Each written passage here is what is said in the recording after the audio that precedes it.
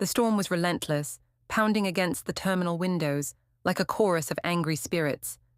Snow swept across the tarmac in blinding sheets, turning the world outside into a white, endless void. Inside, the airport felt empty, hollow in a way that made every echo of her footsteps feel louder than it should. Lyra's heart hammered in her chest, and with every beat, the exhaustion from her day pressed down on her shoulders like a physical weight. She wrapped her coat tighter around herself, though it did little against the chill that seemed to seep through her bones. She stumbled over a slick patch near the entrance, boots sliding against ice that had sneaked inside on travelers' shoes. The wind outside screamed, rattling the terminal doors, and for a second it felt like it was mocking her. "I just want to get home. Just one safe step. Don't let anyone see," she thought, gripping her bag strap until her knuckles turned white. Each PA announcement crackled overhead, broken, stilted, yet somehow sharper than the storm, adding a rhythm of tension to every hesitant step she took. A flicker of silver light danced beneath her skin, pulsing faintly in tune with her heartbeat. She swallowed, desperate to keep it hidden, praying no one would notice. The energy under her flesh was alive, impatient, dangerous, a part of her she had been taught to bury, to fear, to run from. And yet, right now, it wanted out, trembling under her ribs like a caged flame that refused to die. Snow swirled against the terminal windows, clawing at the glass, whipping past her face in icy stings. The glass reflected her shadow back at her in jagged shapes, like it didn't even recognize her, like she didn't belong. She moved toward the doors, each step calculated, careful, until her boot hit a patch of ice she hadn't seen. For a heartbeat, gravity betrayed her. She felt herself tipping, lungs catching in her chest as her body pitched forward, teetering on the edge of a frozen drop outside. And then, as if the storm itself were holding its breath, the world froze for a moment. A single thought surged through her. I can't fall. Not yet. Not here. The silver flame under her skin pulsed brighter, almost defiantly, lighting her path in subtle, eerie flashes that no one else could see. Her fingers clawed for purchase, scraping along the icy edge, snow biting at her gloves. Panic clawed at her throat, but beneath it was something else, a fierce, stubborn spark refusing to surrender to fear.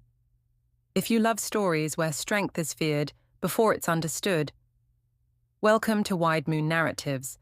Subscribe and run with us beneath the moon. The storm didn't stop at the terminal doors. It raged like a living thing, and through the glass, the world beyond was a blur of white, the wind twisting snow into shapes that made her chest tighten with anxiety.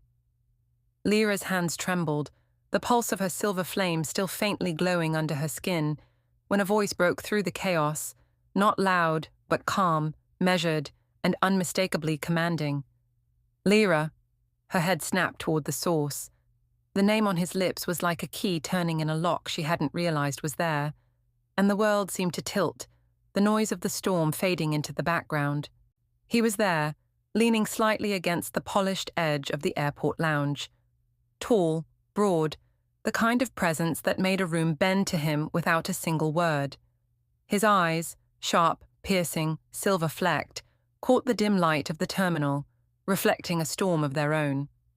In that gaze, she felt exposed and safe all at once, as though he could see the trembling fire beneath her skin and choose to either destroy or protect it. Her instincts screamed caution, but curiosity pinned her in place.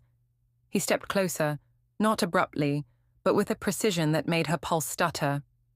The faint warmth of his coat brushed the edge of her sleeve as he extended a hand, not demanding, but offering.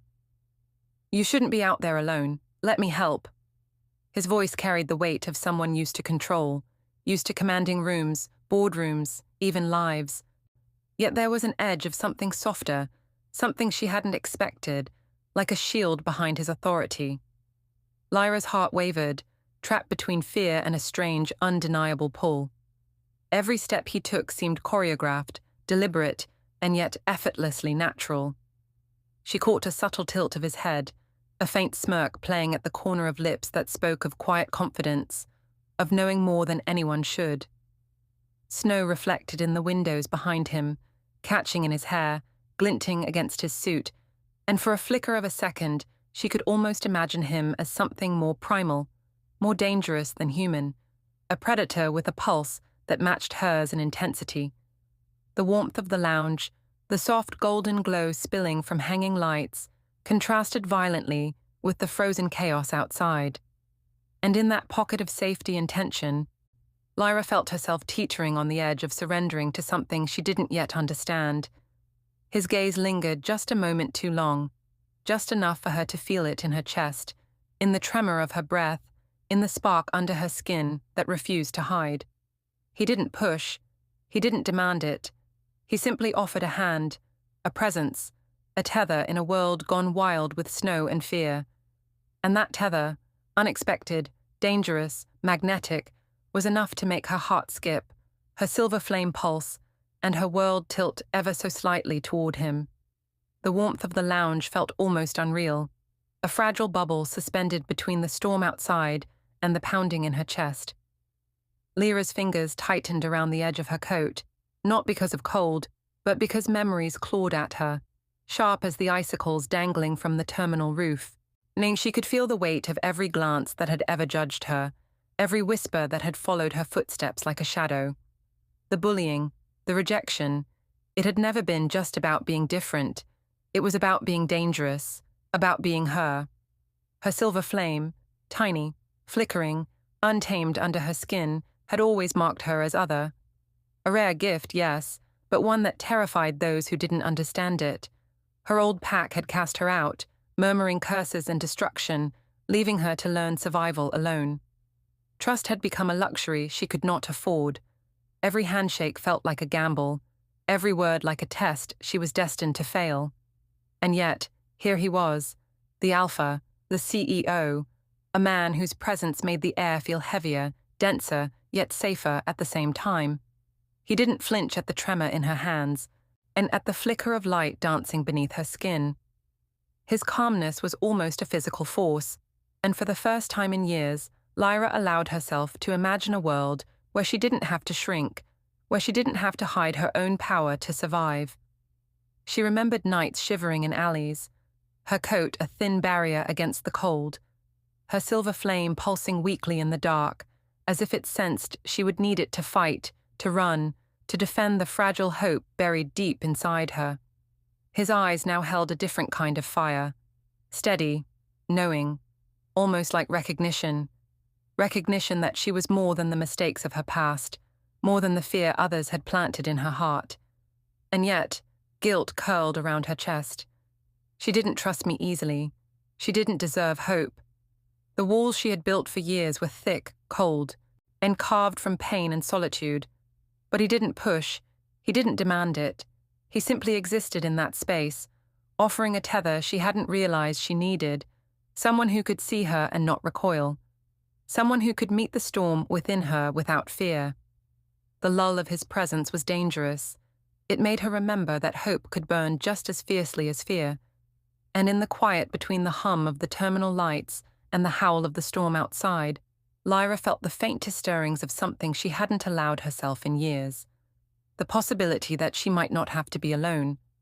That maybe, just maybe, she could be seen and still survive. The storm outside had grown into a relentless roar, snow hammering the airport windows like the drumming of ancient war drums. Yet inside the VIP lounge, the world felt suspended, timeless. The golden glow of the low lamps flickered over polished wood and leather, casting shadows that danced like spirits along the walls. Lyra stood near the window, her hands pressed against the glass, watching the storm twist the night into chaos, and yet her mind was caught in something far older, far more profound. He approached her slowly, the alpha, each step deliberate, carrying the weight of authority but also the quiet patience of someone who understood the fragile, trembling core of another. His eyes caught hers, a storm within a storm, and for a moment, the snow, the wind, the loneliness, they all fell away. He held out a hand, not commanding, not asking, but offering a tether she could cling to. And then, almost casually, He touched the ornate crest engraved on the bar behind them, on a mark that shimmered faintly in the flickering light. Ancient runes, intertwined with the shape of a wolf, a flame etched in silver. Symbols she didn't fully understand, yet felt in her bones. "You carry it," he said quietly, almost reverently. "The mark they spoke of, the child of the flame, the one the prophecy warned, or hoped, for." His words hung in the air, heavy, tangible, like sparks settling from some old fire that refused to die. Lyra's stomach twisted. The weight of it pressed down on her chest, threatening to crush the small courage she had gathered over years of exile, of hiding, of surviving. She had never asked to be special, never sought power, only to be left in peace. And now, the universe had decided differently. Fear wrapped around her like a vice. What if she failed? What if she burned everything she touched? What if the lives around her were destroyed because she could not control what had always been a part of her? And yet, a tiny, insistent ember flickered inside her.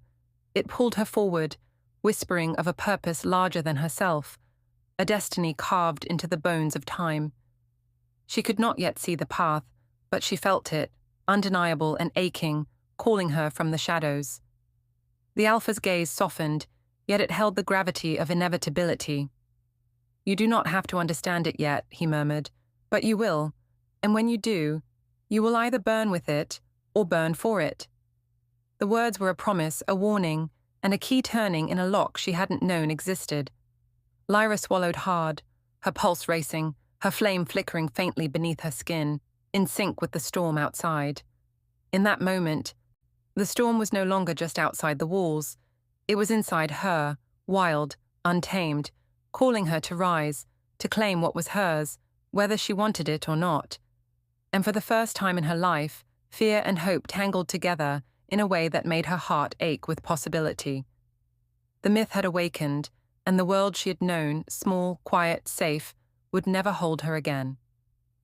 The calm of the VIP lounge shattered like glass against stone. Doors slammed, voices barked, and the storm outside suddenly seemed to pale in comparison to the tension inside. Lyra froze, every nerve alight, as a group of men and women in sharp suits stormed in, their eyes cold, calculating, and full of something darker, fear, jealousy, anger. Their words cut sharper than knives, accusations rolling over her like hailstones. "You can't stay here," one hissed, I voice dripping with authority.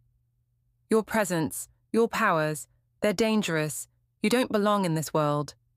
Lyra's chest tightened, her pulse hammered, not just from fear, but from the way her entire being bristled at their words. She wanted to vanish, to slip into the shadows and hide, but her silver flame, subtle yet insistent beneath her skin, flared in protest, betraying the strength they wanted to deny. She clenched her fists, nails digging into her palms, reminding herself, control, always control. Across the room, he, her alpha, her unexpected anchor, stood rigid, jaw tight, eyes storming with a mixture of fury and strategy. His voice was low but carried the weight of authority that made heads turn and bodies tense. "Enough," he said, each syllable cutting through the room like a blade. "She is under my protection. Any threat to her is a threat to me." But the board members, the rival CEOs, the hidden shifters, they were relentless. Emails, messages, threats whispered across devices, calling him to loyalty, to choice, his people or her. Lyra's stomach churned. The warmth of the earlier moments, the closeness, the fragile trust they had begun to weave, felt as though it were being ripped away by invisible hands. She wanted to run, to hide, but she also wanted to fight, not with fists, but with truth.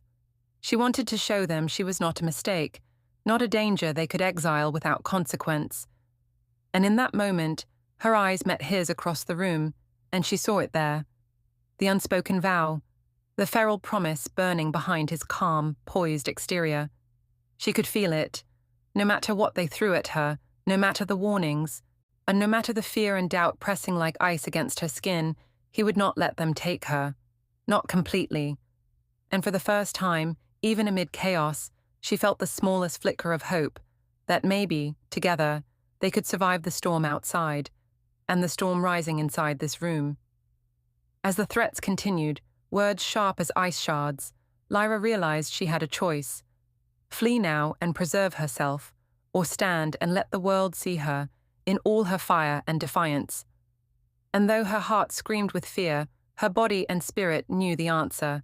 She would not leave alone. The chaos of the lounge faded into a distant hum as they slipped away to a quiet corner, far from prying eyes and judgmental stares. Outside, the snowstorm raged, a wild, relentless force, but inside this small enclave, the air seemed almost suspended, thick with warmth, iron tension, and the unspoken truths neither had dared voice until now. Lyra sank into the leather chair, feeling the exhaustion in her bones, the raw ache of vulnerability pressing against her chest. She wanted to shrink, to curl into herself and hide, but he didn't let her. He simply stood there, calm yet commanding, and the space between them crackled with something electric, fragile and dangerous all at once. He lowered himself opposite her, his coat shedding snow silently onto the polished floor. His gaze didn't waver, piercing, intimate, as though he could see into every corner she had tried to bury, every secret, every scar. "I've made mistakes," he admitted quietly, voice roughened by memory. "Decisions I thought were right, only to find I hurt the ones I swore to protect. I've lost, more than I can bear sometimes. And yet, here I am. I'm standing in the middle of a storm because I cannot turn away from what matters." Lyra's heart ached at the confession, at the raw honesty. She shifted slightly, the fire from the small indoor pit casting soft, flickering shadows across his sharp features. "I've been running," she whispered, voice small but unwavering. "From the pack that hated me, from the world that didn't understand, from myself, mostly. My powers, they make me dangerous, even to those who care, and I've lived with that alone for so long." He reached out, fingers brushing against hers, tentative yet charged.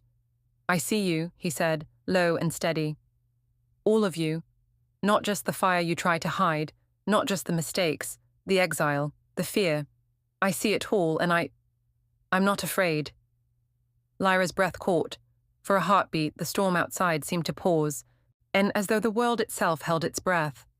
Her pulse raced, not from fear, but from the proximity, the closeness, the warmth of someone who truly understood.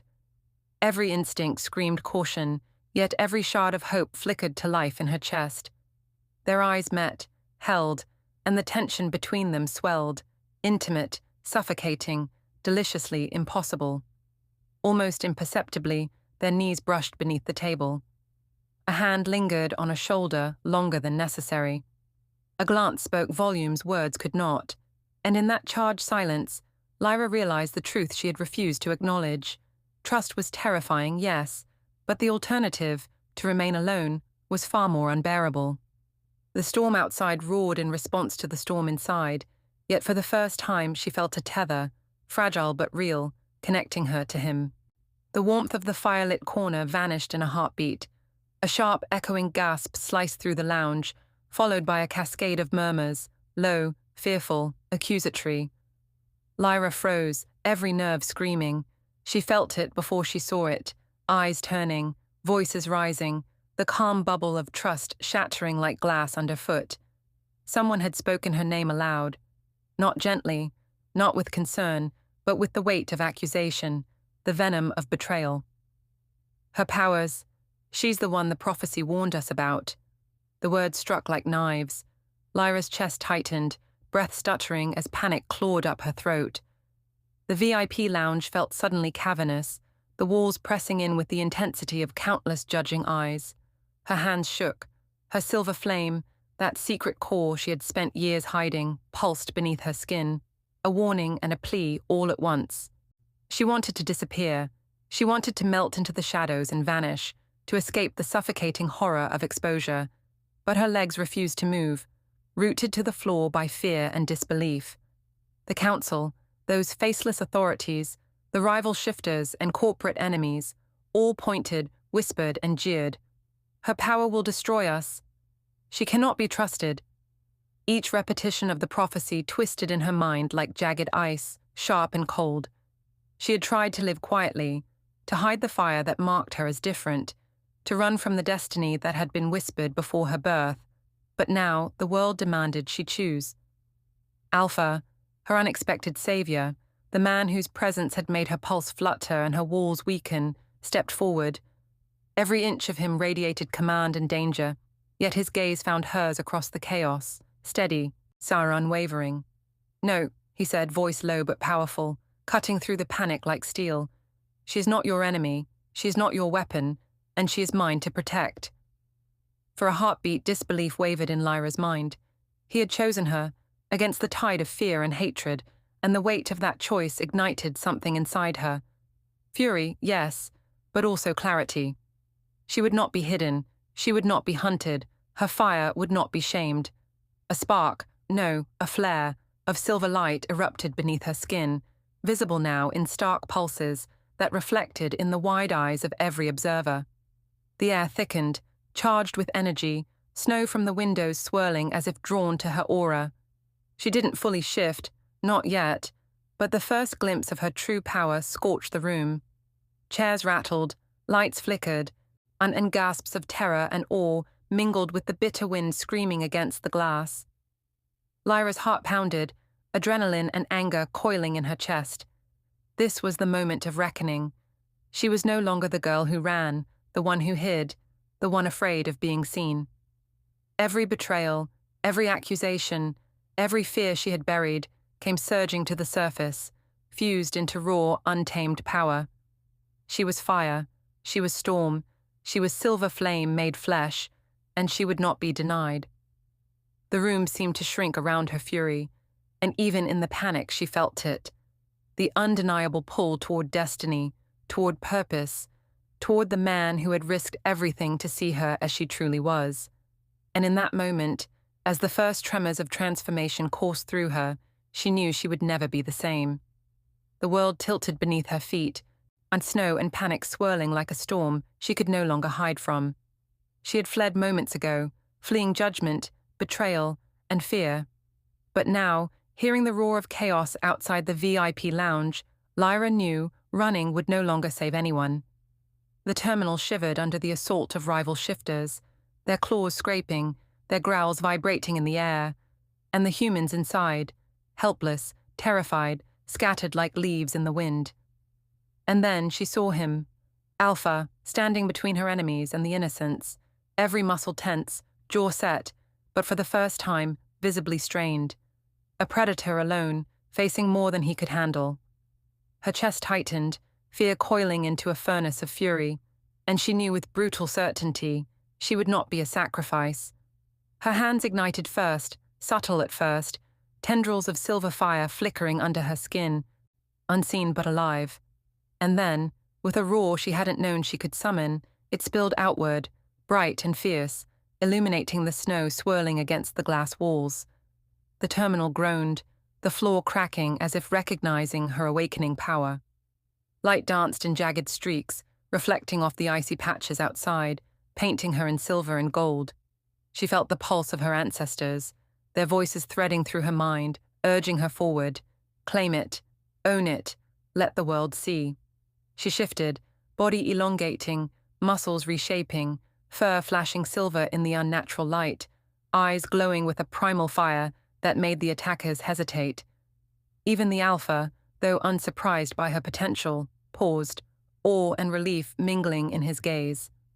Lyra moved like liquid steel, power and precision fused, every step intentional, and every movement a declaration. Snowstorm winds pressed against the glass walls, rattling them, and in that chaos, she felt a sense of clarity she had never dared to hope for. The enemies lunged, but she met them, silver flame striking like lightning, her claws catching sparks from the terminal's flickering lights. Every strike was controlled, beautiful in its ferocity, and every breath carried the voices of those who had come before her, those who had whispered of fire, destiny, and power. She was no longer afraid of being seen. She was the storm incarnate, a force no one could ignore, and every rival who thought to stop her crumbled beneath the truth of her identity. And through it all, her eyes found his, and in that glance, every hesitation melted. She was not just fighting to survive, she was fighting to protect, to claim her place in the world, to finally be seen as she was meant to be. Flames wrapped around her like a mantle, silver light spilling into the shadows of the terminal, illuminating a path she had feared she'd never walk. The roar of the snowstorm outside merged with the echo of her heartbeat, and the world trembled, not from fear of her, but in awe of the fire she had embraced. This was no longer hiding, no longer running. She was Lyra. She was a silver flame. She was a power incarnate, and she would not bow. The air still trembled with the aftershocks of her silver flame, and the echoes of battle lingered like ghosts in the vast fractured terminal. Snow continued to hammer the glass outside, but inside, the storm had changed. Less wind, more tension, more weight pressing against hearts that had witnessed power raw and unrestrained. Lyra's chest heaved, every breath tasting of smoke and determination, every heartbeat pounding like a war drum announcing that nothing, no fear, no betrayal, no prophecy twisted against her, would ever make her bow again. She stood there, silver eyes burning, fur catching the fractured light like molten metal, and in that moment she became a question written in fire. Who would stand with her? And who would flinch? The Alpha watched, jaw tight, every inch of his commanding frame tense, yet in his gaze was a vulnerability she hadn't expected, the flicker of hope, the trembling thread of trust, the silent question of whether he, too, could follow her through this blaze without fear. Their hands hovered closer than they had dared, almost touching, a space heavy with unspoken promises and shattered doubts. She could feel his heartbeat, unsteady and deliberate, but layered with uncertainty. And she knew, he, like everyone else, had a choice to make. Would he see her as she truly was, or let the fear of what she could become blind him? Around them, the world was quiet, the terminal still smoking, lights flickering as though afraid to illuminate the truth. The whispers of ancestors still lingered, threading through her mind, echoing the same question over and over. Will they rise with you, or run from your fire? She turned, eyes sweeping the shattered scene, and in that instant, the question became yours as much as theirs.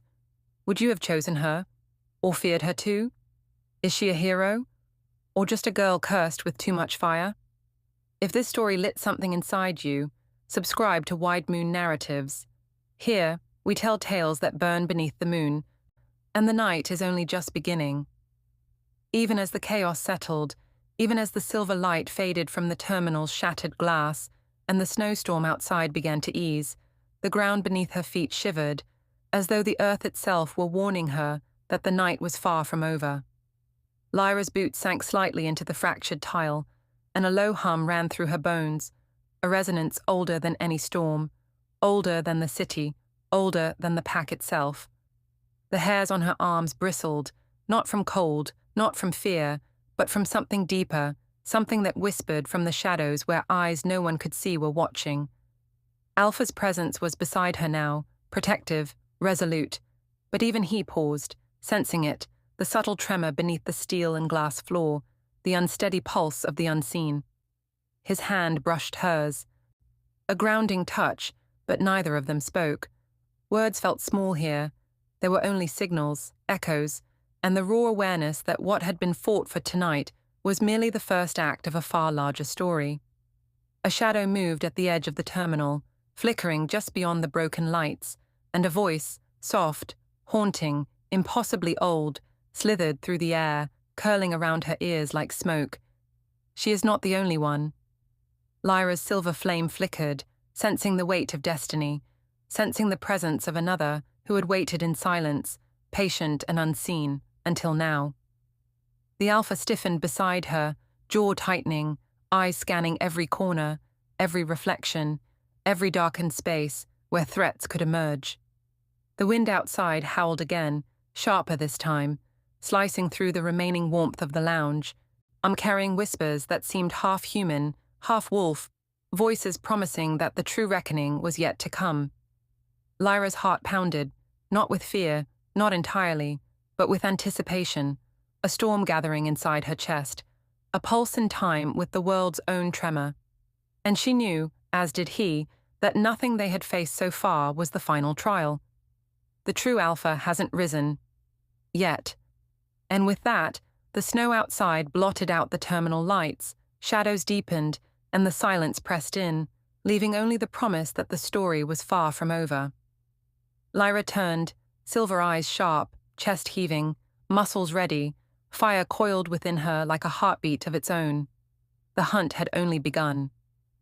Lyra stood amidst the wreckage of the airport terminal, snow drifting through cracks in the glass like silver threads. Her chest heaved, not with exhaustion, but with a new, fierce clarity. Tonight had tested her, tested every fear, every doubt she had carried since the day she realized she was different, that she was marked by power most could neither understand nor control. But she had faced it. She had claimed it. The alpha stood beside her, eyes soft but unwavering, a pillar of strength that both challenged and comforted her. In that quiet, still moment, the world felt suspended. Danger lingered, storms still raged beyond the windows, yet inside her chest, the fire that had once been a curse now felt like belonging. She wasn't just surviving anymore. She was becoming. Lyra's gaze swept over the aftermath, the broken lights, the trembling floor, the shadows that whispered promises of more trials to come. The prophecy had named her, yes, but it hadn't dictated her choices. And she had chosen herself, her power, her courage, and in doing so, she had reshaped the destiny that others had tried to force upon her. And the alpha's hand brushing hers was more than reassurance. It was acknowledgement, a promise. Not of a life without danger, but of a life where they faced it together, where trust and fire intertwined, where love and strength could coexist even in a world that feared both. As the storm outside began to calm, Lyra lifted her head, silver flame flickering faintly beneath her skin, a silent signal to the world that she was ready. Whatever came next, whether shadows, rivals, or the unknown, she would meet it as herself, fully, fiercely, unafraid. And in that moment, the snow no longer felt like a barrier. It was a witness, a crown, a reminder that even in chaos, she had found her power, her voice, her destiny. And nothing, not fear, not betrayal, not prophecy, would ever take that from her.